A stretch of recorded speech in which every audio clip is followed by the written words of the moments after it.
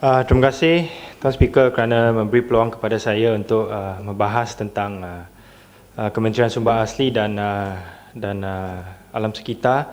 Saya nak rujuk kepada butiran penguatkuasaan dan juga di bawah Jabatan Alam Sekitar yang diberikan peruntukan sebanyak 106 juta. Saya nak bangkitkan beberapa isu yang saya harap Kementerian boleh menjelaskan.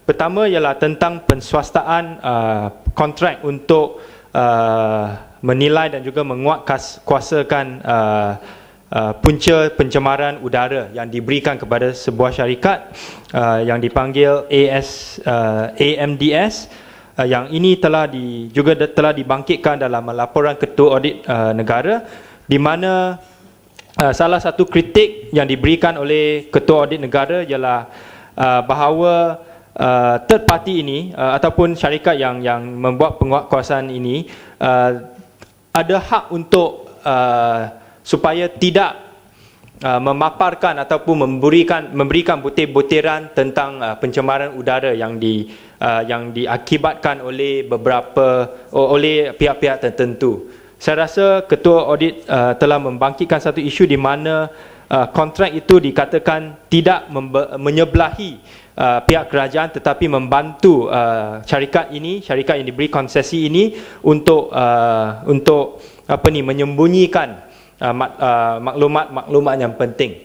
Jadi saya nak tanya Kementerian kenapa walaupun Jabatan Alam Sekitar ini diberikan peruntukan yang banyak dan juga ada lebih daripada 1,000 pejabat awam yang bekerja di Jabatan Alam Sekitar, kontrak untuk menilai ataupun menguatkuasakan pencemaran utara ini diberikan kepada syarikat swasta, diswastakan. Satu lagi isu yang saya nak bangkitkan ialah tentang penguatkuasaan di dua tempat. Saya harap Kementerian boleh menjelaskan.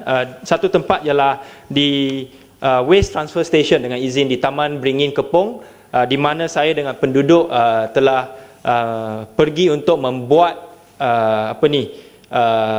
measurement of the water sampling di kawasan itu di luar leachate treatment plant dengan izin, dan kami telah menghantar keputusan dan juga result water sampling ini kepada Kementerian Jabatan Alam Sekitar untuk mengambil tindakan kerana pencemaran di sana memang serius. Tetapi buat masa sekarang, walaupun Jabatan Alam Sekitar telah menghantar surat kepada saya untuk memberi kepastian bahawa tindakan akan diambil oleh kepada Alam Flora dan juga pihak yang menguruskan leachate treatment plant ni, pada satu hari bulan November apabila penduduk di kawasan sana pergi menziarahi tempat tu, masih lagi pencemaran yang sama masih lagi berada.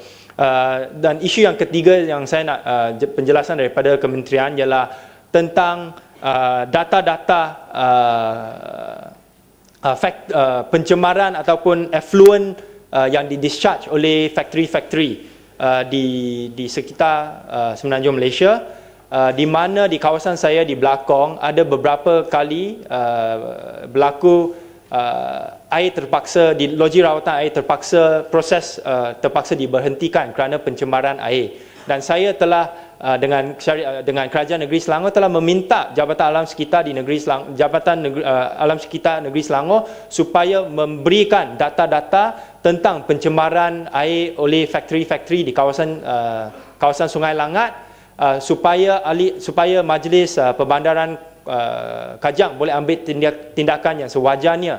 Tetapi malangnya Jabatan Alam Sekitar kata bahawa data-data ini adalah OSA ataupun rahsia. Saya rasa ini memang tidak boleh diterima kerana pencemaran ini menyebabkan beratus-ratus ribu orang tidak mendapatkan bekalan air di kawasan di Belakong dan juga di Hulu Langat. Dan kalau perkara macam ini terus berlaku, mungkin juga Putrajaya pun akan terjejas kerana mungkin selepas ini ada banyak lagi factory yang mengeluarkan effluent di sungai Semenyih dan sebagainya yang menyebabkan pencemaran air di loji rawatan Semenyih yang membekalkan air kepada Bangi, Kajang dan juga Putrajaya.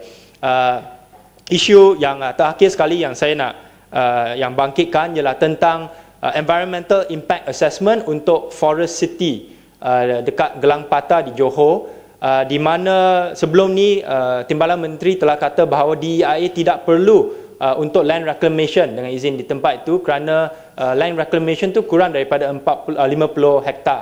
Tetapi apabila rakan-rakan saya dari negeri Johor pergi melawat tempat ni, memang land reclamation adalah begitu besar dan mengikut plan-plan yang juga telah dipaparkan oleh developer ataupun pemaju, iaitu Country Garden.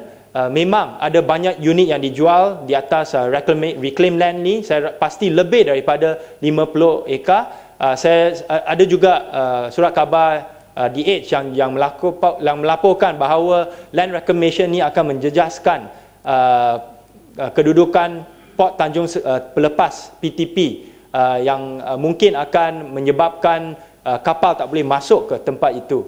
Jadi saya rasa isu ini memang serius. Saya rasa kementerian perlu memberikan jawapan yang terperinci, dan harap bahawa kementerian juga boleh boleh mengaturkan lawatan rasmi bersama dengan ahli parlimen ataupun adun tempat-tempat yang saya telah sebutkan tadi, supaya boleh menilai sama ada semua pencemaran air, udara dan juga land reclamation ni adalah mengikuti guidelines ataupun syarat yang telah ditetapkan oleh kementerian dan juga Jabatan Alam Sekitar. Itu saja. Terima kasih.